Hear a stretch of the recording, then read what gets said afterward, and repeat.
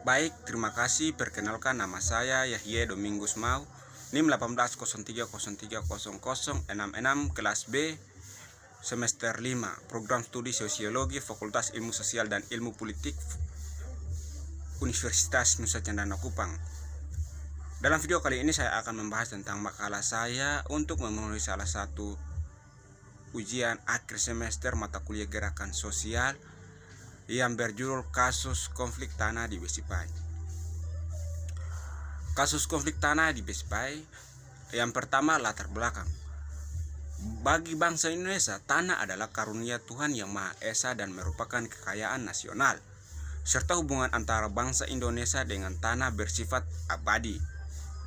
Sebagian model besar pembangunan nasional, tanah mempunyai karakteristik yang unik, yaitu multidimensional, multisektoral, dan multidisiplin. Oleh karena itu harus dikelola secara cermat pada masa sekarang maupun masa yang akan datang.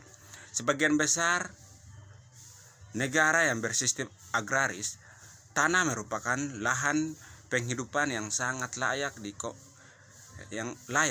dan kompleks bagi tiap-tiap orang untuk mencapai kemakmuran di berbagai bidang, yang dimana tanah itu sendiri juga merupakan modal dasar dalam pembangunan suatu bangsa dan manfaatnya harus dapat diusulkan dengan baik-baik.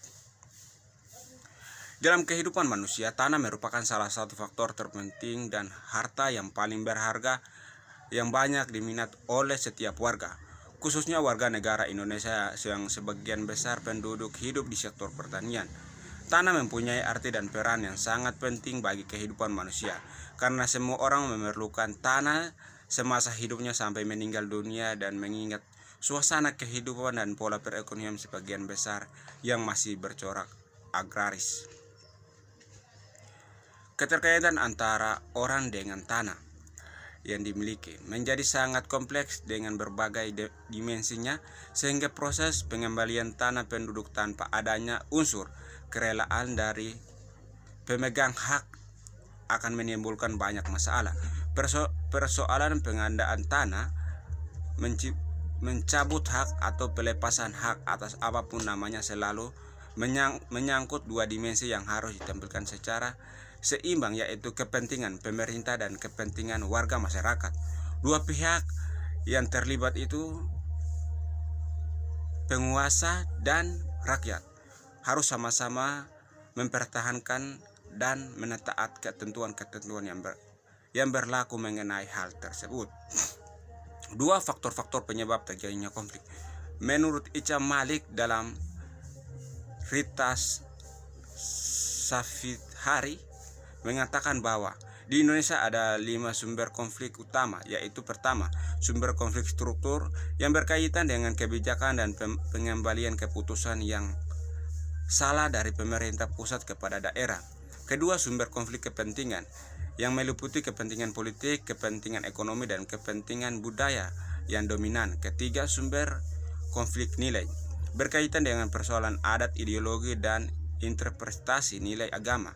Keempat, konflik dari psikologi berkaitan dengan persoalan salah persepsi, stereotipe, sikap yang negatif, dan persoalan identitas kelompok dan daerah. Kelima, konflik data berhubungan dengan interpretasi terhadap data dan manipulasi dari data. Wujudnya sangat jelas, misalnya pada manipulasi sejarah konteks ulang kondisi saat ini. Adapun temuan faktor-faktor penyebab terjadinya konflik tanah adat di Besipai menurut yang peneliti temukan, yakni bahwa pada tahun 1980 terjadi kesepakatan kerjasama antara pemerintah daerah Nusa Tenggara Timur dan masyarakat adat Pubabu Besipai. Tujuan kesepakatan bersama dibuat dalam surat pernyataan yang ditandatangani oleh tua-tua adat di desa Mio tertanggal 13 April 1982 dengan tujuan pelaksanaan proyek percontohan intensifikasi peternakan Besipai di Kabupaten Daerah Tingkat 2 Timur Tengah Selatan.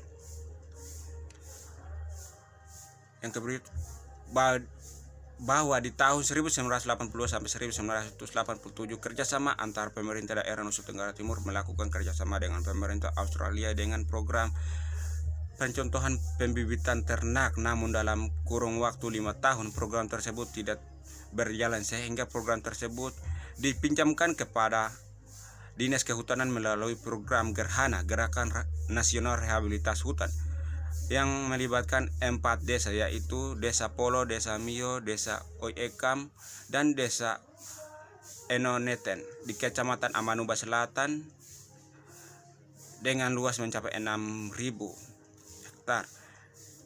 Yang kemudian kawasan tersebut dijadikan sebagai kawasan budidaya untuk tanaman komunitas seperti jati dan mahoni dengan segmen HGU dari tahun 1988 hingga 2008. Padahal masyarakat adat tidak pernah meminta persetujuan penggunaan kawasan tersebut sebagai program Gerhana. Yang berikut, di tahun 1995 Dinas Kehutanan mengeluarkan nomor Register Tanah Kehutanan NTK nomor 29 yang termuat dalam berita tata batas negara yang merupakan kawasan hutan negara fungsi hutan lindung yang ditandatangani oleh Gubernur NTT seluas 2.900 hektar.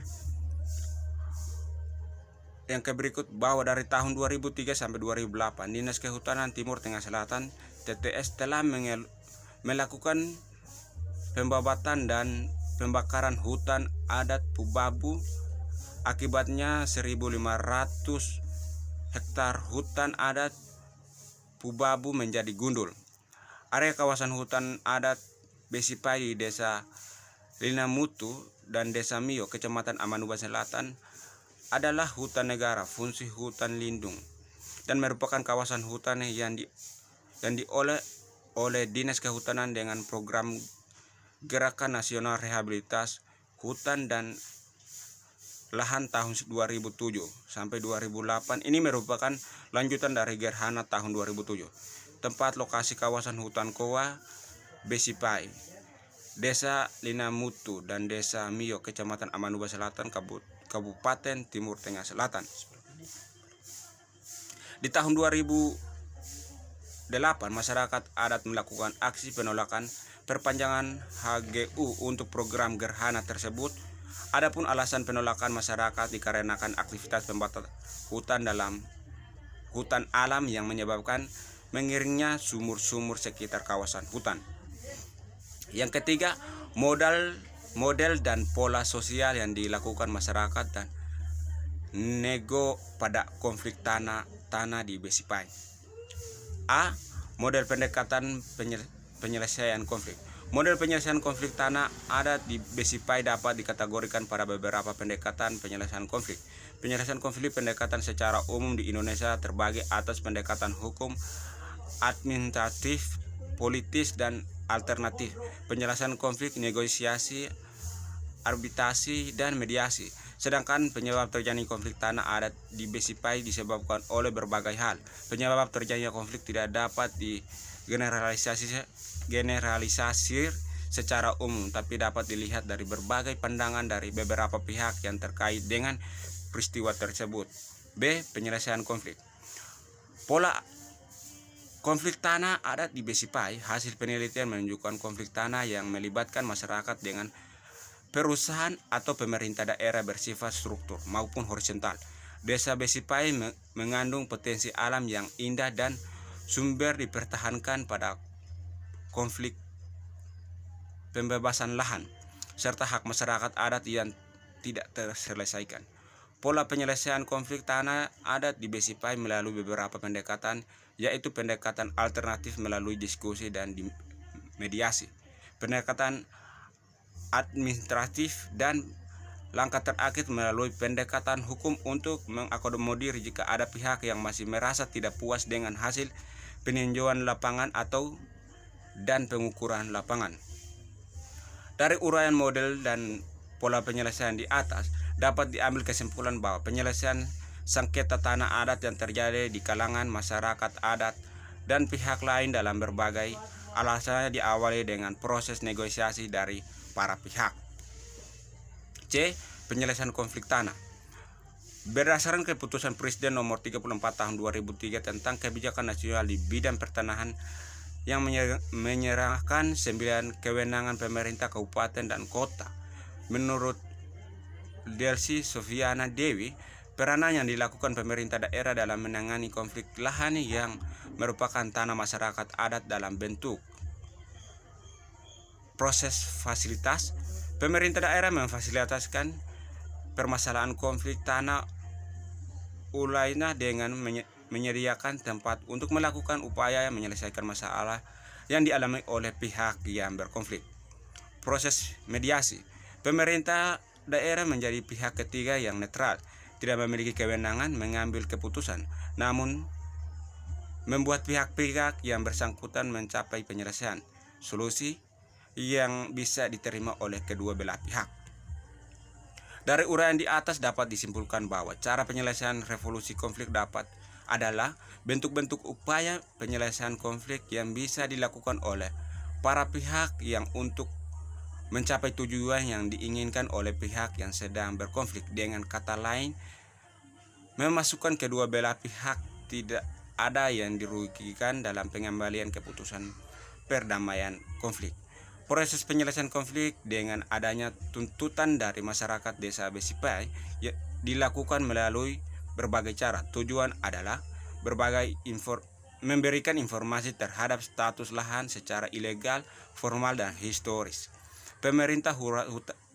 Permasalahan hutan adat Pubabu merupakan permasalahan yang sangat serius karena terkait dengan hak masyarakat atas tanah adatnya dan masa depan masyarakat adat di hutan adat Pubabu. Masyarakat mempunyai dokumen hak atas hutan Pubabu dan adanya bukti-bukti atau batas adat sehingga pemerintah tidak bisa secara arogan memaksa masyarakat menginginkan hutan adat masyarakat secara aman tanpa ada teror ataupun gangguan dari luar, apalagi dari pemerintah sendiri. Sekian dan terima kasih.